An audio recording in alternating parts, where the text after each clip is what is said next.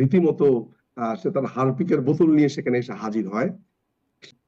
সেদিনে যে টকশোটা হয়েছে সেটা হলো, আপনারা জানেন যে অনলাইনে আমরা যারা পলিটিক্যাল আলোচনা করি, পলিটিক্যাল আলাপ করি, আমাদের মানে ক্যারেক্টার অ্যাসাসিনেশন করবার জন্য কিংবা ব্যক্তিগত জীবনকে একেবারে খুঁড়ে একেবারে শেষ করে দেওয়ার একটা আকাঙ্ক্ষা প্রতিপক্ষের সবসময় থাকে।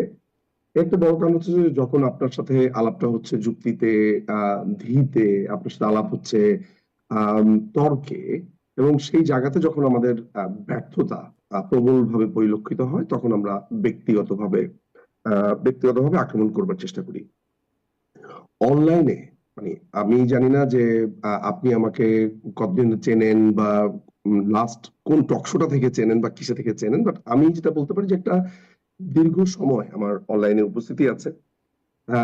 আমাকে নিয়ে, আমার ব্যক্তিগত জীবন নিয়ে ব্যাপক লেভেলের বিতর্ক আছে, আলোচনা আছে, এটা থাকতে পারে। কিন্তু আমি ব্যক্তিগতভাবে আমার জীবনে এইসব বিষয় নিয়ে কোনোদিন কথা বলিনি, কথা বলতে আসিনি। তো একটা দীর্ঘ সময় ধরে ধরা যাক যে আমাকে ট্রল করা হয় নানান ভাবে। হুম, হুম। আম যে যেটা মূলত আসলে বলা হয় যে উনি হারপিক খেয়ে আত্মহত্যা করতে গেছেন, হারপিক খেয়েছেন। তো আমি খুবই সচেতনভাবে ১ম আমি এই পুরো ব্যাপারটাকে একটা জোক হিসেবে নিতাম। ১ম ভাবে আমি ব্যাপারটাকে যেভাবে নিতাম সেটি হচ্ছে যে ধরা যাক যে আমার পলিটিক্যাল যেই চিন্তাগুলো আছে, আইডিওলজি আছে, এইটাকে একেবারে খেলো করে ফেলবার জন্য এগুলো বলা হচ্ছে, ফলে আমি ইগনোর করতাম। অবভিয়াসলি এটা তো খুবই বোঝারই বিষয় যে একজন সচেতন মানুষ তিনি হারপিক খেয়ে কেন আত্মহত্যা করতে যাবেন, এটা তো খুবই একটা মানে নরমাল প্রশ্ন আসলে।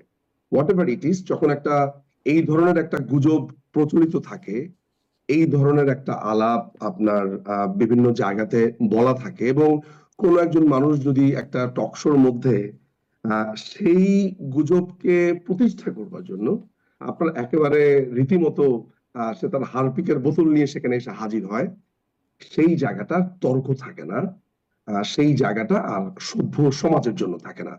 এখন ধরা যাক যে আপনাকে কোনো একটা বিষয়ে প্রতিদিন ট্রল করা হয়, সেটার সত্যতা, সত্য মিথ্যা এসব নিয়ে আপনি কখনোই বদার ছিলেন না, আপনি কখনো এগুলো নিয়ে আলাপও করেননি। কিন্তু একটা একাডেমিক আলোচনার সময় যখন সেই বিষয়গুলো নিয়ে আসবে, সে আবর্জনাকে, আপনি রিয়াক্ট করেন বা রিয়াক্ট করতে পারেন। অনেকের ক্ষেত্রে হয়তো বা অনেকে আপনার জায়গাতে থাকলে আপনি কিভাবে রিয়াক্ট করতেন আমি জানি না, হয়তো বা ডিফারেন্টলি করতেন। আমার জায়গা থেকে আমি অসম্ভব রকমের বিরক্ত হয়েছি, বিকজ ওই দিন এক্সকিউজ মি, ওই দিন আমি একটা লম্বা সময় ট্রাভেল করেছি লন্ডন থেকে, সেই দিল্লি পর্যন্ত এসেছি, প্রায় 14 থেকে 15 ঘন্টা ট্রাভেল। আমি আপনার হোটেল রুমে আমার ব্যাগটাও ঠিক মতো রাখতে পারিনি, জাস্ট একটু হাত মুখ ধুয়ে আমি আপনার প্রোগ্রামতে এসেছি, এবং শুধুমাত্র সঞ্চালককে কথা দিয়েছি সেটার জন্য। ফলে আমি যথেষ্ট টায়ার্ড ছিলাম, বিরক্ত ছিলাম। এই ধরনের একটা আচরণ, বালখিল্য আচরণ, অসভ্য আচরণটাকে আমি আসলে নিতে পারিনি। যে আমি যে গালিটা দিয়েছি, সেই গালিটা কিন্তু আমি শুরুতে দেইনি, হুম। অসভ্যতার পরে দিয়েছি। ফলে কেউ আমার সাথে যখন অসভ্যতা করে, সেইটা রিটালিয়েশনে আসলে আমি কেন অনুতপ্ত হব আমি জানি না। আমি খুবই প্রাউড, কারণ আমার কাছে মনে হয় যে একটা মানুষের আদলে ওই পশুটি সেখানে বসেছিল। কারণ ধরা যাক আমি আপনার সাথে তর্কের খাতিরে, ধরা যাক আমরা দুজনই এগ্রি করলাম যে কোনো একজন মানুষ আত্মহত্যার চেষ্টা করেছে। ধরা যাক আপনি একটা প্রোগ্রামে এসে, ধরা যাক যদি ব্যাপারটা সত্যিও হয়, হুম। আপনি একটা, ধরা যাক আপনার জীবনের একটা খুবই সেটব্যাকস আছে, আপনি আত্মহত্যা করার চেষ্টা করেছেন। আপনার পলিটিক্যাল লাইফে এসে আমি আপনাকে সেটা ট্রিগার করবার চেষ্টা করব? মানে আপনি যদি ওইভাবেও দেখেন। হুম। ফলে এই ধরনের মানুষকে আসলে ট্রিটমেন্টের জন্য আমার কাছে মনে হয় ভাষা একটা গুরুত্বপূর্ণ। হ্যাঁ, এটা স্ট্রং ভাষা।